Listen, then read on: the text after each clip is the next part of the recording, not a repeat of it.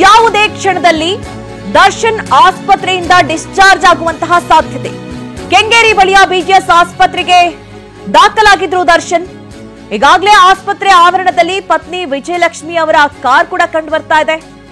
ಆಸ್ಪತ್ರೆ ಬಳಿಯೇ car clean ಮಾಡ್ತಾ ಇದ್ದಾರೆ ಚಾಲಕ. ಈಗಾಗಲೇ ಆರೋಪಿ ದರ್ಶನ್ ಡಿಸ್ಚಾರ್ಜ್ ಪ್ರಕ್ರಿಯೆ ಆರಂಭ ಆಗಿದೆ ಎನ್ನುವಂತಹ ಮಾಹಿತಿ ಸಿಗ್ತಾ ಇದೆ. ಆಸ್ಪತ್ರೆಯಿಂದ ಹೊಸಕೆರೆಹಳ್ಳಿಯ ಫ್ಲಾಟ್ಗೆ ತೆರಳಲಿದ್ದಾರೆ ದರ್ಶನ್.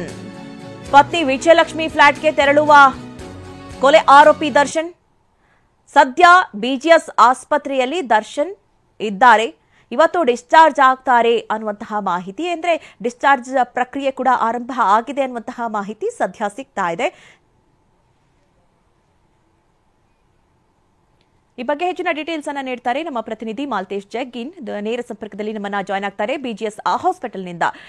ಮಾಲ್ತೇಶ್ ಜಗ್ಗೀನ್, ಈಗಾಗಲೇ ಗಮನಿಸ್ತಾ ಇರುವ ಹಾಗೆ ಒಂದು ಕಡೆ ಇದುವರೆಗೂ ಕೂಡ ಯಾವುದೇ ರೀತಿ ಸರ್ಜರಿ ದರ್ಶನ್ಗೆ ಆಗಿಲ್ಲ, ಆದ್ರೂ ಕೂಡ ಇವತ್ತು ಡಿಸ್ಚಾರ್ಜ್ ಪ್ರಕ್ರಿಯೆ ಆರಂಭ ಆಗಿದೆ ಅನ್ನುವಂತಹ ಮಾಹಿತಿ ಸಿಗ್ತಾ ಇದೆ. ಅಂದ್ರೆ ಇದನ್ನ ಕೋರ್ಟ್ನ ಕಣ್ತಪ್ಪಿಸೋದಕ್ಕೆ ಈ ರೀತಿಯ ಕೆಲವೊಂದಿಷ್ಟು ಸುಳ್ಳು ಮಾಹಿತಿಗಳನ್ನ ನೀಡಿದ್ರ ಅನ್ನುವಂತಹ ಅನುಮಾನವೂ ಕೂಡ ವ್ಯಕ್ತವಾಗ್ತಾ ಇದೆ. ಈ ಬಗ್ಗೆ ಡೀಟೇಲ್ಸ್ ಕೊಡೋದಾದ್ರೆ ಜಗ್ಗೀನ್.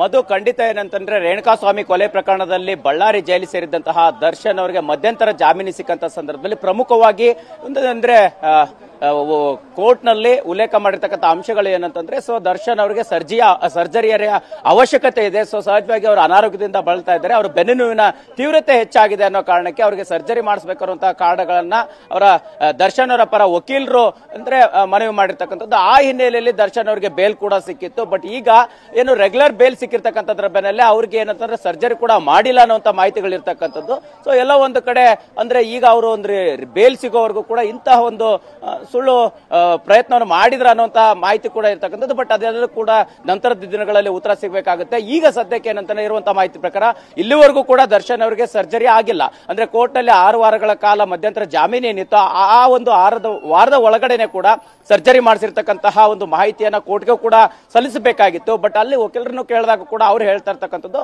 ಅದು ಗೌಪ್ಯವಾಗಿರಿಸುವಂತಹ ವಿಚಾರ ಅನ್ನುವಂತ ಮಾಹಿತಿಯನ್ನು ಮಾತ್ರ ಹೇಳಿರ್ತಕ್ಕಂಥದ್ದು. ಹಾಗಾದ್ರೆ ಅಸಲಿಗೆ ದರ್ಶನ್ ಅವರಿಗೆ ಯಾವ ರೀತಿ ಚಿಕಿತ್ಸೆಯನ್ನು ನೀಡಲಾಗಿದೆ, ಫಿಸಿಯೋಥೆರಪಿನ ಮೂಲಕನೇ ಈ ಒಂದು ಏನಂತಂದ್ರೆ ಅವರಿಗೆ ಇರುವಂತಹ ಸಮಸ್ಯೆಯನ್ನ ಸಾಲ್ವ್ ಮಾಡುವಂತಹ ಪ್ರಯತ್ನ ಆಗಿದೆಯಾ, ಮುಂದಿನ ದಿನಗಳಲ್ಲಿ ಇವರಿಗೆ ಯಾವ ರೀತಿ ಚಿಕಿತ್ಸೆ ಅವಶ್ಯಕತೆ ಇದೆ ಅನ್ನೋದನ್ನ ಕಾದು ನೋಡಬೇಕಾಗುತ್ತೆ. ಬಟ್ ಸದ್ಯಕ್ಕೆ ಏನು ಅಂತಂದ್ರೆ ಇವತ್ತು ಬಹುತೇಕ ಬೆಂಗಳೂರಿನ ಬಿಜಿಎಸ್ ಆಸ್ಪತ್ರೆಯಿಂದ ದರ್ಶನ್ ಅವರು ರಿಲೀಸ್ ಆಗುವಂತಹ ಸಾಧ್ಯತೆಗಳಿರ್ತಕ್ಕಂಥದ್ದು, ಅಂದ್ರೆ ಡಿಸ್ಚಾರ್ಜ್ ಆಗುವಂತಹ ಸಾಧ್ಯತೆಗಳಿರ್ತಕ್ಕಂಥದ್ದು. ಆಸ್ಪತ್ರೆಯಿಂದ ಡಿಸ್ಚಾರ್ಜ್ ಆಗಿ ಬಹುತೇಕ ಹೊಸಕೆರೆಹಳ್ಳಿಯ ಅವರ ಪತ್ನಿಯ ನಿವಾಸಕ್ಕೆ ತೆರಳುವಂತಹ ಸಾಧ್ಯತೆಗಳು ಕೂಡ ಇರ್ತಕ್ಕಂಥದ್ದು. ಇಲ್ಲಿ ನಾವು ಅವರು ಈಗ ಹೋಗ್ಲಿಕ್ಕೆ ಸಿದ್ಧವಾಗಿರುವಂತಹ ಕಾರನ್ನು ತೋರಿಸುವಂತಹ ಪ್ರಯತ್ನ ಮಾಡ್ತೇನೆ. ಅಲ್ಲಿ ಏನಂತಂದ್ರೆ ಈಗಾಗಲೇ ಕಾರು ಚಾಲಕ ಅವರು ಹೋಗುವಂತಹ ಕಾರನ್ನ ವಾಚ್ ಮಾಡಿ ಸಂಪೂರ್ಣವಾಗಿ ಸಿದ್ಧಗೊಳಿಸ್ತಾ ಇರ್ತಾರೆ. ಸೊ ಈಗಾಗಲೇ ಏನಂತಂದ್ರೆ ಡಿಸ್ಚಾರ್ಜ್ ಪ್ರಕ್ರಿಯೆಗಳು ಕೂಡ ಆಸ್ಪತ್ರೆಯಲ್ಲಿ ಆರಂಭವಾಗಿದೆ ಅನ್ನುವಂತಹ ಮಾಹಿತಿಗಳು ಕೂಡ ಲಭ್ಯ ಆಗ್ತಾ ಇರ್ತಕ್ಕಂಥದ್ದು. ಸದ್ಯಕ್ಕಿರುವಂತಹ ಮಾಹಿತಿ ಪ್ರಕಾರ ಬಹುತೇಕ ದರ್ಶನ್ ಅವರು ಒಂದು 11 ಗಂಟೆಯ ವೇಳೆಗೆ ಆಸ್ಪತ್ರೆಯಿಂದ ಹೊರಡುವಂತಹ ಸಾಧ್ಯತೆಗಳು ಒಂದು ಕಡೆ ಕೇಳಿ ಬರ್ತಾ ಇದ್ರೆ, ಇನ್ನೊಂದು ಕಡೆ ಮಧ್ಯಾಹ್ನ 3 ಗಂಟೆಗೂ ಕೂಡ ಡಿಸ್ಚಾರ್ಜ್ ಆಗಬಹುದು ಅನ್ನೋ ಮಾಹಿತಿಗಳು ಕೂಡ ಕೇಳಿ ಬರ್ತಾ ಇರ್ತಕ್ಕಂಥದ್ದು. ಸೊ ಹೀಗಾಗಿ ಆಪ್ತ ಮೂಲಗಳಿಂದ ಸಿಕ್ಕಿರ್ತಕ್ಕಂತಹ ಮಾಹಿತಿ ಪ್ರಕಾರ ಹೇಳೋದಾದ್ರೆ ದರ್ಶನ್ ಅವರು ಇಂದು ಬಿಜಿಎಸ್ ಆಸ್ಪತ್ರೆಯಿಂದ ಬಹುತೇಕ ಡಿಸ್ಚಾರ್ಜ್ ಆಗಿ ಮನೆಗೆ ತೆರಳುವಂತಹ ಸಾಧ್ಯತೆಗಳು ಕೂಡ ಹೆಚ್ಚಾಗಿ ಕಂಡು ಬರ್ತಾ ಇದೆ. ಸೊ ಹೀಗಾಗಿ ನಂತರದ ದಿನಗಳಲ್ಲಿ ಈ ಒಂದು ಅವರ ಅನಾರೋಗ್ಯಕ್ಕೆ ಸಂಬಂಧಪಟ್ಟಿರ್ತಕ್ಕಂತಹ ಮಾಹಿತಿ ವಿಚಾರವಾಗಿರ್ಬೋದು, ಮತ್ತೆ ವೈದ್ಯರು ಯಾವ ರೀತಿ ಸಲಹೆಯನ್ನ ಕೊಟ್ಟಿದ್ದಾರೆ ಅನ್ನುವಂಥದ್ದನ್ನು ಕೂಡ ಕಾದು ನೋಡಬೇಕಾಗುತ್ತೆ. ಮಧುಶ್ರೀ. ಎಸ್ ಜಗ್ಗೀನ್, ಈಗಾಗಲೇ ಗಮನಿಸ್ತಾ ಇರುವ ಹಾಗೆ ಒಂದು ಕಡೆ ಅವರಿನ್ನೂ ಕೂಡ ಸರ್ಜರಿಗೆ ಒಳಪಟ್ಟಿಲ್ಲ, ಕೋರ್ಟ್ಗೆ ಸುಳ್ಳು ಮಾಹಿತಿ ನೀಡಿದ್ದಾರೆ ಎನ್ನುವಂತಹ ಅನುಮಾನದ ಜೊತೆಯಲ್ಲಿ ಪೊಲೀಸರು ಈಗ ಸುಪ್ರೀಂ ಕೋರ್ಟ್ ಮೊರೆ ಹೋಗುವಂತಹ ಸಾಧ್ಯತೆಗಳಿದೆ ಅನ್ನುವಂತಹ ವಿಚಾರ ತಿಳಿದು ಬರ್ತಾ ಇತ್ತು. ಆ ಬಗ್ಗೆ ಡೀಟೇಲ್ಸ್.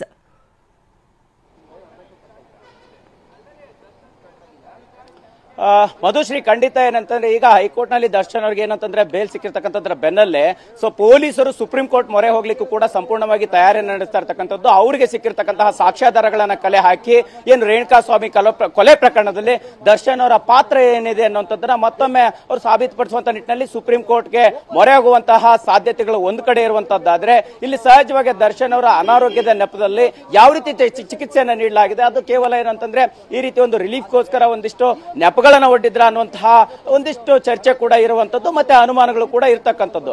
ಆ ವಿಚಾರವಾಗಿ ಸಹಜವಾಗಿ ಆಸ್ಪತ್ರೆಯ ಮೂಲಗಳಿಂದ ಯಾವ ರೀತಿ ಮಾಹಿತಿ ಸಿಗುತ್ತೆ, ದರ್ಶನ್ ಅವರಿಗೆ ಚಿಕಿತ್ಸೆ ಕೊಟ್ಟಿರ್ತಕ್ಕಂತಹ ಒಂದು ಏನಂತಂದ್ರೆ ರಿಪೋರ್ಟ್ ಕೂಡ ಇನ್ನೂ ಕೂಡ ಯಾರಿಗೂ ಲಭ್ಯ ಆಗಿಲ್ಲ. ಸೊ ಹೀಗಾಗಿ ಆ ಒಂದು ವರದಿಯಲ್ಲಿ ಅಂದ್ರೆ ವೈದ್ಯಕೀಯ ವರದಿಯಲ್ಲಿ ಏನೆಲ್ಲ ಅಂಶಗಳನ್ನ ಉಲ್ಲೇಖ ಮಾಡಿದ್ದಾರೆ ಅನ್ನುವಂಥದ್ದು ಕುತೂಹಲ ಕೂಡ ಇರತಕ್ಕಂಥದ್ದು.